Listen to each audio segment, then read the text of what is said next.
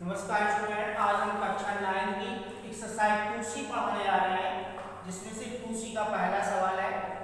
कि यदि p minus 8 बराबर 0 है तो बहुपद px का एक गुणनखंड हमारा क्या होगा, ये हमें बताना है। बहुविकल्पी क्वेश्चन है, पहला, दूसरा, तीसरा और चौथा 4 बहुविकल्पी क्वेश्चन है, इसमें से हमें आंसर निकालना है। तो जैसे कि p माइनस 8 बराबर 0 दिया गया है, p माइनस 8 बराबर 0, यानी कि इसकी जगह पे px दिया गया तो x बराबर माइनस 8 है, x बराबर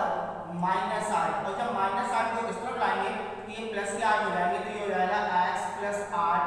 बराबर 0। तो यानी कि x प्लस 8 बहुपद का एक गुणनखंड है, एक गुणनखंड है। सबसे पहले फिर से समझ लो कि p माइनस 8 बराबर 0, तो हमें px का गुणनखंड निकालना है। तो px यानी जो बहुपद है वो px है, तो x की जगह पे माइनस 8 है, तो x बराबर हो जाएगा माइनस 8। माइनस 8 को इस तरफ लाओगे तो प्लस के 8 हो जाएंगे, तो x प्लस 8 बराबर 0। तो यानी कि x प्लस 8 जो है वो px बहुपद का एक गुणनखंड है। फिर इसके बाद आपको याद करना है कि बहुपद x square plus 8x plus 6 को x प्लस 4 से भाग देने पर प्राप्त शेषफल क्या होगा।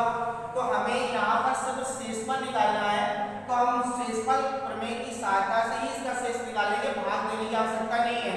तो जैसे कि सबसे पहले हम आपको बताते हैं कि शेषफल प्रमेय से किस तरीके से लगाना है। तो यहाँ पर लिख देंगे शेषफल प्रमेय से, शेषफल प्रमेय से,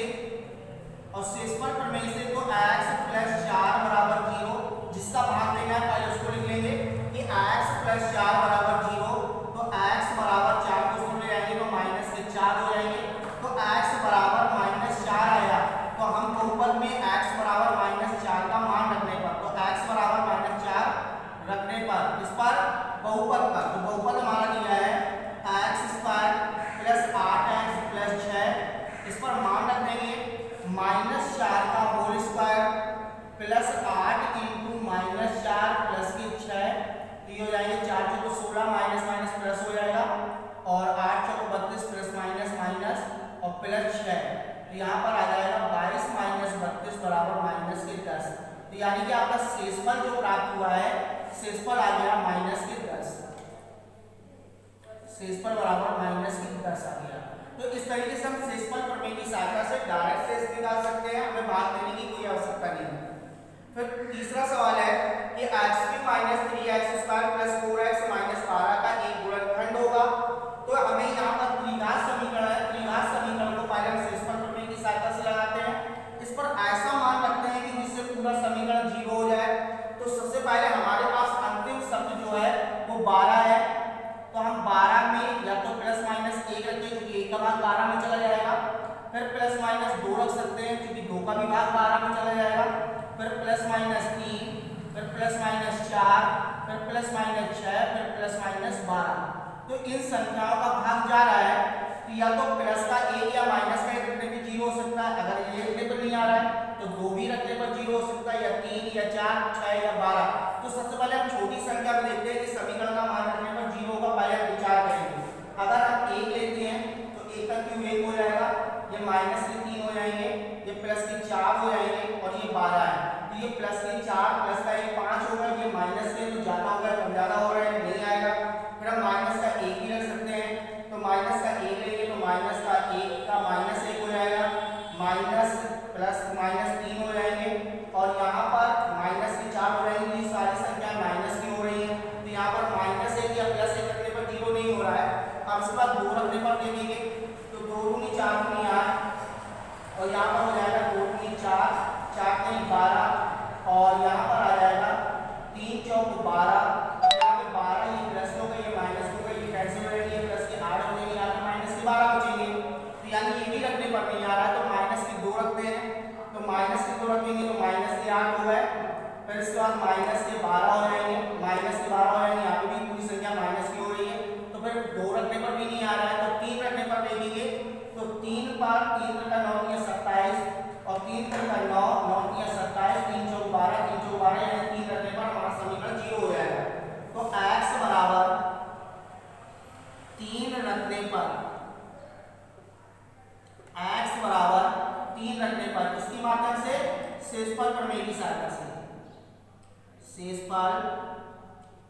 प्रमेय की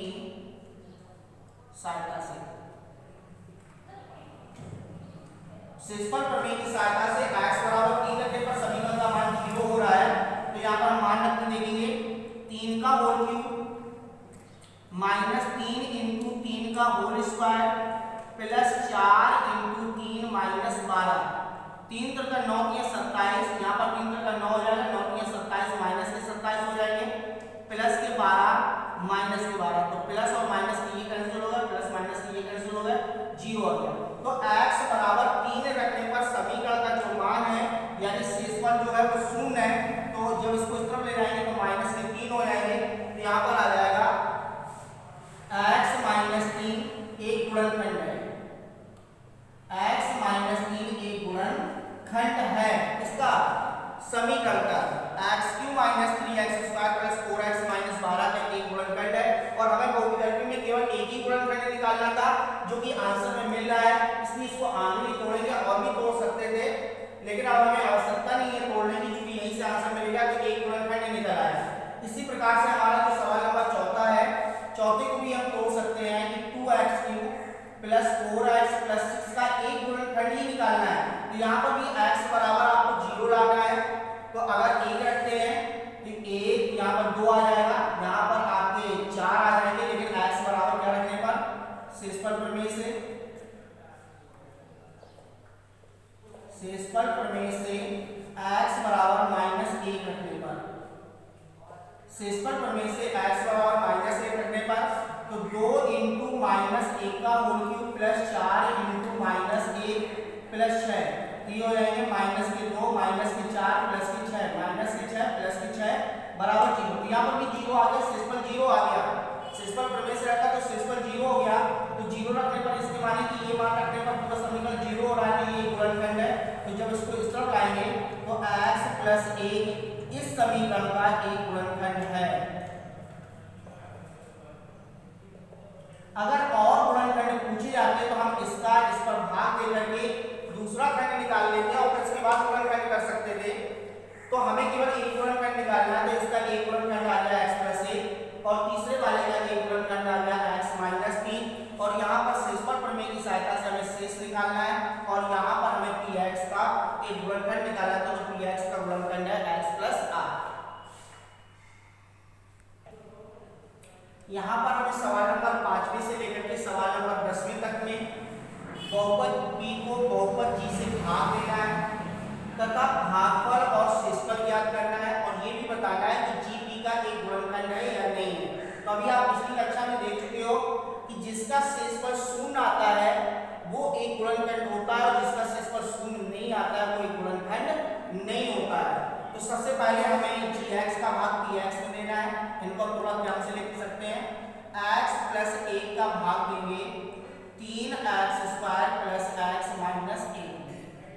तो सबसे पहले 3x को x से करेंगे 3x स्क्वायर, तो 3x एकदम 3x माइनस माइनस ये कैंसिल हो जाएंगे, माइनस के 3x में एक x घटाएंगे, माइनस के 2x माइनस का 1 माइनस के 2 ले लेंगे, माइनस के 2x और माइनस के 2 प्लस प्लस यहाँ पर एक शेष बच गया आपका, तो यहाँ पर भागफल आया, सबसे पहले हमें भागफल बताना है, भागफल बराबर 3x माइनस 2 तथा शेषफल आ गया हमारा 1। अब यहाँ पर शेषफल आ गया, शेषफल 0 नहीं है, तो g p का एक गुणनखंड नहीं है, एक गुणनखंड नहीं है, और अगर शेषफल हमारा 0 आ जाता तो एक गुणनखंड हो जाता। फिर यहाँ पर x माइनस 2 का भाग देना है, x cube plus 3x square minus 12x plus 4 में आप लोगों ने पिछली कक्षाओं में भी भाग देना सीखा था। यहाँ पर x और यहाँ पर x क्यूब है, तो यहाँ पर x स्क्वायर ले लेंगे, x स्क्वायर का x करेंगे, x क्यूब x स्क्वायर का माइनस 2 से करेंगे, माइनस के 2x स्क्वायर माइनस प्लस ये कैंसिल हो जाएंगे, 3 और 2 5x स्क्वायर हो गया, माइनस 12x प्लस के 4 प्लस के 5x स्क्वायर और 5 दूनी 10x माइनस प्लस ये भी कैंसिल हो गए, माइनस के बचे 2x माइनस 12 में से 10 जाएंगे, 2x बचेंगे प्लस के 4 माइनस के 2 ले लिया तो माइनस के 2x minus minus plus 4 plus minus यहाँ पर पूरा कट गया तो भागफल आ गया आपका, भागफल बराबर x square plus 5x minus 2 और शेषफल जो है आपका, शेषफल 0 है तो लिख देंगे कि जी पी का एक गुणनखंड है। फिर इसी प्रकार से हम तीसरा लगाएंगे, यानी कि टी स्क्वायर माइनस के 4t प्लस 3 का भाग देना है T Q minus 3t square minus T plus 3 में। तो सबसे पहले हम ले लेंगे टी का गुणा टी स्क्वायर से करेंगे टी क्यू माइनस के 4t स्क्वायर प्लस के 3t माइनस प्लस माइनस ये कैंसिल हो जाएंगे, 4 में से 3 टी स्क्वायर जाएंगे तो प्लस के टी स्क्वायर बचेगा और माइनस के 4t प्लस के 3 हम प्लस का 1 ले लेंगे तो टी स्क्वायर माइनस के 4t प्लस के 3 माइनस प्लस माइनस तीनों कैंसिल हो गए तो इसका भागफल जो है, भागफल है t प्लस 1 और शेषफल है, शेषफल 0 है। तो यानी कि शेषफल 0 है तो g p का एक गुणनखंड है, एक गुणनखंड है। इस प्रकार से हमें और भी आगे सवाल लगाना है। अब हमें सवाल नंबर 8 का लगाना है। जिस प्रकार से हमने अगले सवालों में भाग लिया उसी प्रकार से इसमें भी भाग देना है। x प्लस 1 का भाग देना है x की पावर 4 प्लस 1 में। तो यहाँ पर सबसे पहले हम x cube x power 4 plus x cube आ जाएगा माइनस माइनस ये कैंसिल हो जाएंगे, माइनस के x क्यूब प्लस 1 है माइनस के x स्क्वायर ले लेंगे तो माइनस के x क्यूब माइनस के x स्क्वायर प्लस प्लस ये कैंसिल हो जाएंगे x स्क्वायर प्लस 1। अब हम x ले लेंगे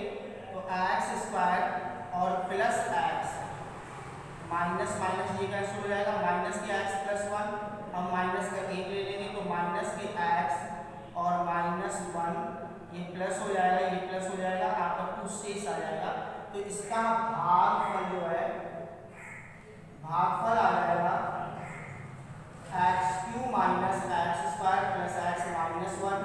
और शेषफल जो है, शेषफल हो जाएगा आपका 2। यहाँ लिख सकते हैं कि जी पी का एक गुणनखंड नहीं है, एक गुणनखंड नहीं है।